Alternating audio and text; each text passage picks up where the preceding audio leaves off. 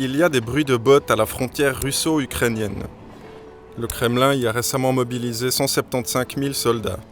Pourquoi ? Revenons en arrière. En 2013, le président ukrainien Viktor Yanukovych décide d'annuler un accord commercial avec l'Europe au profit de la Russie.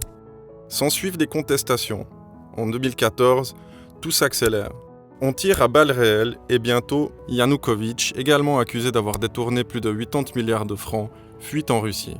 La réponse de Vladimir Poutine est immédiate. La Russie annexe la Crimée, une région russophone au sud de l'Ukraine.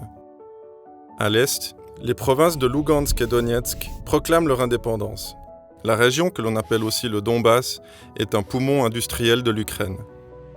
C'est la guerre. En juillet 2014, l'avion de ligne malaisien MH17 est abattu par les forces rebelles. L'incident fait 298 victimes et crée l'indignation dans la communauté internationale.